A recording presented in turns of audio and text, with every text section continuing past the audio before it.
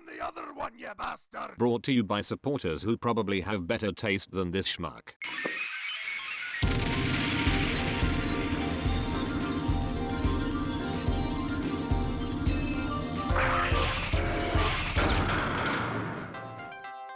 The progression of toy reveals is often wrought with difficulty, rarely does everything go to plan. These days more than ever, Hasbro unfortunately isn't able to deliver any particularly surprising reveals, especially since their confidentiality has as many holes as a colander. Then there's the choice to go with renders or real photos, and both have their upsides and downsides. Renders often get the configuration right, but the colours can look incredibly off. And stock photos, well, you know what the Hasbro stock photographer is like. And even if by some miracle the end result comes out completely pristine, there's always going to be people that complain about it. Impactor's face, Prime's trailer, Astrotrain's size, well, wait a minute, that was me, wasn't it? Sunstreaker's supposed paint mismatch, all of them valid flaws, but not something that completely damns the figure. Grab a bottle of the highest concentration alcohol you can find, hop on social media, and take a shot every time you see someone complaining about Unicorn's teeth. I guarantee you'll be dead within 15 minutes.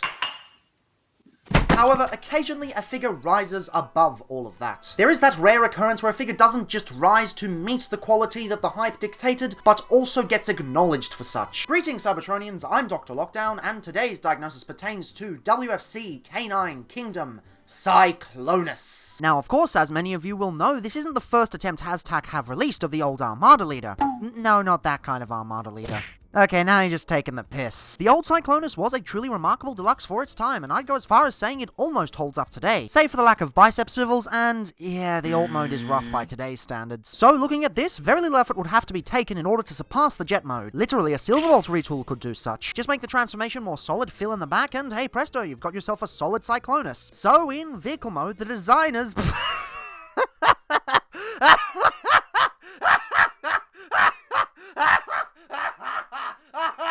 Okay, what the actual f*** were the designers smoking here? No, seriously, I said they could do a solid Cyclonus, not the literal best alt mode in the entire f***ing trilogy. Move over, Astrotrain, f*** off, Skylinks. The alt modes in this trilogy have peaked. I don't know if I can even show this jet mode on YouTube because it's basically pornographic with how sexy it is. I'm honestly speechless, and for once in my reviewing life, it's not because this thing is a pile of trash. The first thing you're going to notice when you get it to this mode is the sheer presence of the damn thing. War for Cybertron has been pretty close in recreating classic alt modes, whilst avoiding any and all copyright f***ery, but not a lot of them give off the aura of the character, so to speak. It's not entirely uncommon. Astrotrain and the Lambo brothers, and even Siege Optimus, despite my issues with the mold, embody the feeling of their characters to the T. But a lot of these, although fantastic, feel a smidge toyetic. With Cyclonus, the proportions are the main thing that designers need to get right. You might think that's a fairly easy task, given the two third-party offerings have handled it pretty spectacularly, but keep in mind both Hasbro renditions and pretty much all third-party Legends ones have failed in this regard. Not even MMC was able to pull it off entirely successfully, although these days they might be able to now since they've got Sam's Forge on their side. Talk about an insane catch. Point is though, Cyclonus doesn't just nail the proportions, he does so to the highest degree. This feels like something that shouldn't be possible with the Voyager price tag, yet somehow it is. The wings are appropriately wide, the nose cone is appropriately long, the middle section is appropriately thick, also has a properly swish cockpit, and what's this? Clear plastic? I know that isn't all that uncommon on War for Cybertron aerial-based alt modes, but for some reason this surprises me. Either way, the red they chose is gorgeous, although I'd argue not as gorgeous as the nose cone. Despite all the folding it has to undergo to fit inside the chest, it's covered in paint. The silver is actually quite interesting too. It's halfway between silver and pearl, so it complements the base plastic exceptionally well. It also lines up perfectly with the unpaintable plastic on the tip, and of course, it goes without saying that the metallic dark purple looks stunning. Also makes itself known on the wings with some lovely highlights. Speaking of, Jesus Christ, look at the mechanical detail on this thing! It's the perfect balance of just enough panel lines without looking too greebled. So toon-accurate fans can enjoy the design without Siege and OG Masterpiece fans like myself having to complain about it looking too flat and toony. Also absolutely love how well the arms integrate into the side of the torso. It's near seamless. I suppose some morons might complain that the arms are visible, but honestly, I think they just look like regular old mechanical detail. And my word, are they solid. It makes the original feel like Wei Zheng Thunder Leader. And I'm not saying the original is bad, far from it. Even by modern standards, it's a fantastic deluxe, but come on, man, look how sexy this shit is. Even the weapon storage works surprisingly well. I guess because it's a space vehicle, there's a little more leeway with how well the weapon integrates, but even though there's only really one port for it on the top, it looks like a normal part of the jet. And sure, I could have asked for another port on the bottom to go all Target Master style, but they went with landing gear gear instead. And yes, he has fully retractable landing gear. I saw some people going around complaining that he didn't, but that simply isn't true. If you think about it, this isn't the kind of design that would need it. It's a space jet, it's not a disguise of any sort. It's purely for mobility's sake, so if he wanted to land, he'd just convert into his robot mode. They could have easily cheaped out or given up given how much contortion the nose cone goes through, as said earlier. But nope, they went the extra mile just because they could. That's really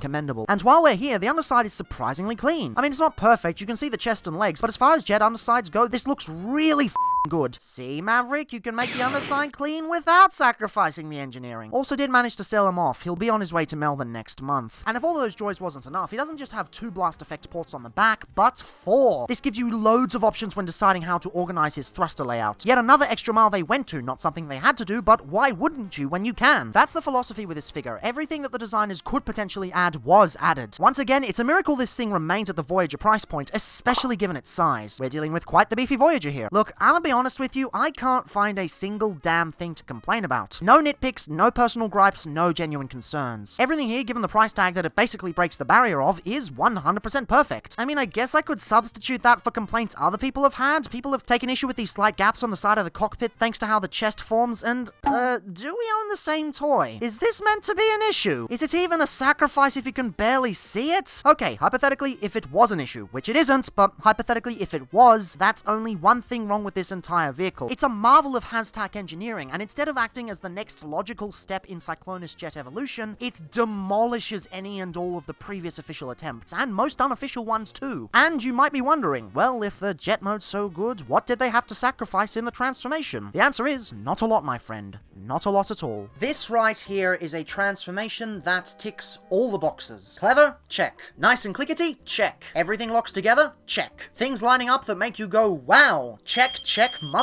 check. It even has that aha moment that Haztac engineering is so well known for when they pull out all the stops. You'll see that in the chest later, and my word is it brilliant. Fun fact, you don't actually have to remove the gun to transform it. Now in the Maverick review I ended up removing the gun to make things easier to see, but for Cyclonus it doesn't get in the way of anything, so I think I'll leave it there for a robot mode storage. First thing you want to do is take the arms and unpeg them from the sides here. Very solidly locked in. Then much like Earthrise Starscream, it's pegged in at the top there, except it's not so difficult to get lined up, and you just kind of move these two out like so. They're very strong. So I'm not worried about the longevity of these double hinges. I do wish they could have done a bit more in terms of transformation, but this is alright. If you haven't already, fold in the landing gear. Might as well separate the legs now to make things a bit easier. And then it does the same thing as Earthrise and Siege Soundwave. You open up that part there with the double hinge, open up the foot, collapse that into there, and collapse all into there. Sometimes it does make a weird noise, but it works perfectly. And also make sure to line up the knees properly so you don't get any hollow sections. Now you'll notice you have 2 double hinges on the chest, and you want to make sure these are completely clear before doing the rotation. See how they go all the way up? That will give you enough clearance to rotate the whole section around 180 degrees. Fold down the landing gear at the front, and now this section is really cool. Firstly, you open up this section, fold in the top nose cone and fold that in. You open up these sections at the bottom, which will then give you the clearance to open up that fully and then zigzag that into the chest and collapse it. Also, potentially the landing gear is going to fold up there, but you want to make sure it's tucked away in its cavity. Otherwise, when you fold the torso around, it's not going to work properly. You're going to hear an annoying clicking noise. So yeah, as long as the landing gear's up, it's all good. And now this is the aha moment. You collapse the chest like that, collapse the backpack like that, and then these double hinges come around and click very solidly into the torso and line up perfectly. Damn, that is so satisfying. Last but not least, this takes the classics mold with the shoulders and builds upon it immensely. The elbow untabs from there. You've got a double hinge that allows you to rotate this to the back. But not content to just leave it like that, you've got a nice extra hinge here that closes up and keeps it nice and short.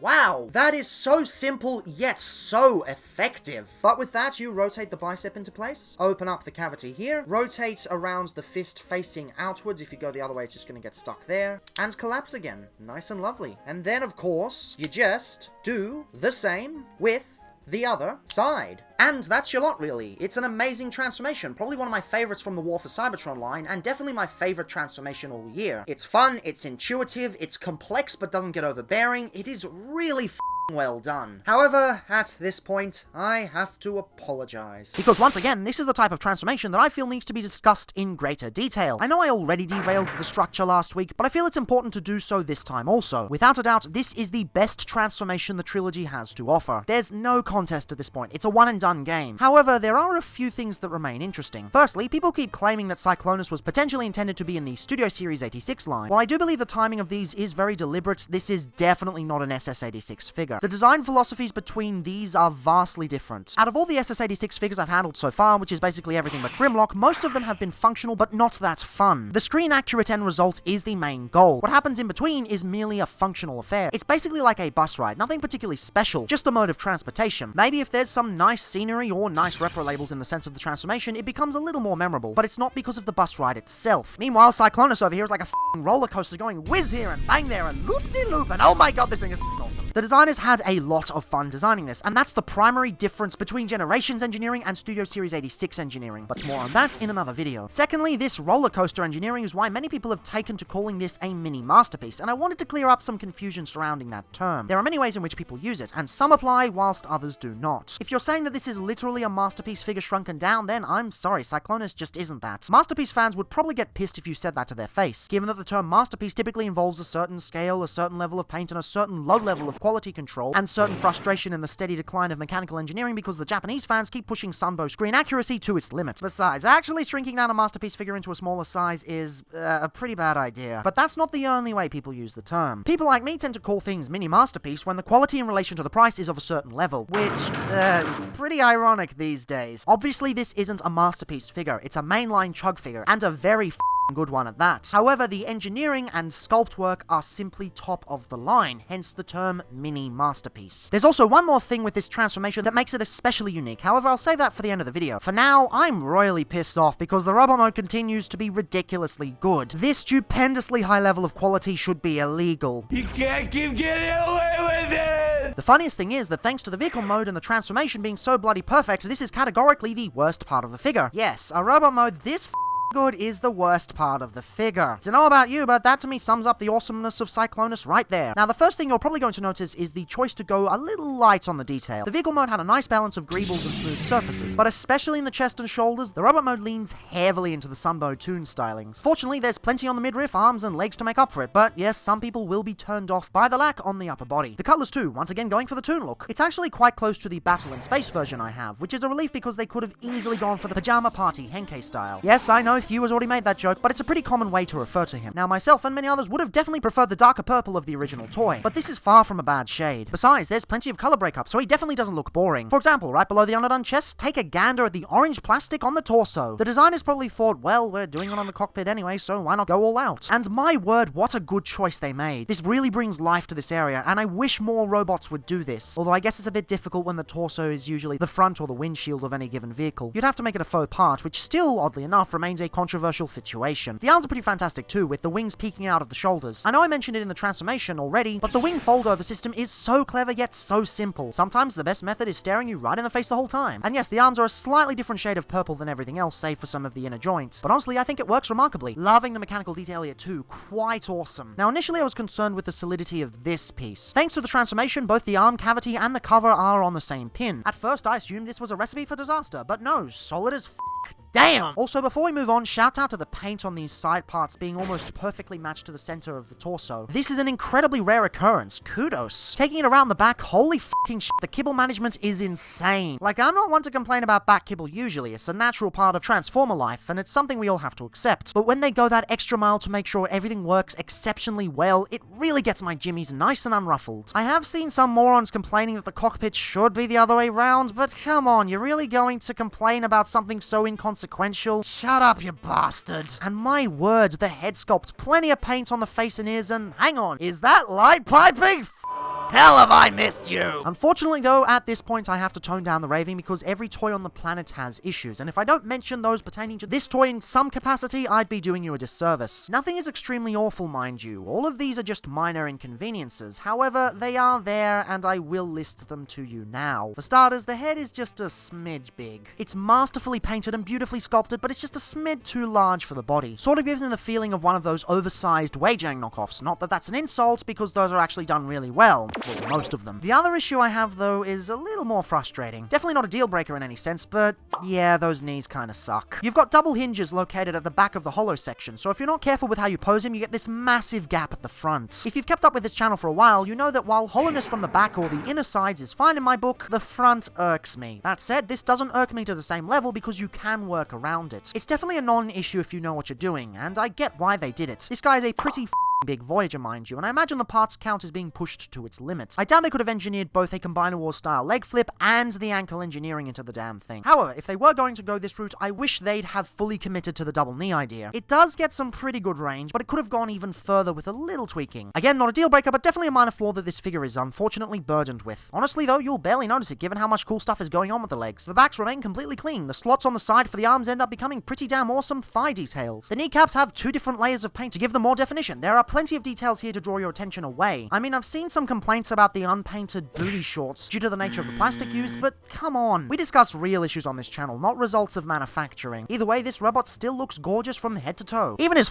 weapon is beautiful, with brilliant sculpt work, a fantastic silver finish, and actual attention to the blast effects integration. Kingdom has kind of been hit or miss with who gets blast ports and who doesn't, so it's nice to see them put the focus on it for Cyclonus at least. I also find it awesome how it lines up perfectly with the wrist tooling. Now that's incredible. In fact, I go as far as saying this is the only time in the trilogy where I've been fully satisfied with the accessories out of the box. How many times have you gotten a figure in the past 3 years and gone, nope, this sucks, just get rid of these, and finally, bada bing, bada boom, that's how it should have been. And yes, I fully understand that budgets are a thing, and it's probably a better idea to make the weapons underwhelming if the end result is giving us a much better bot. But I also understand that this weapon rules, and I love it. The 50s sci-fi aesthetic works wonders for the design, even if the exaggerated wings give it more of a Rodimus feel than a Cyclonus one. Also, being a War for Cybertron figure, you get plenty of posing options alongside the weapon. There's not a lot I can really point out that's above the standard, but the standard itself is done so well that it really doesn't matter. These kinds of joints are eventually going to work so well when someone decides to make a sword upgrade. You know someone's gonna do it, the IDW influence is way too strong, with some poses that allow him to Monado Cyclo!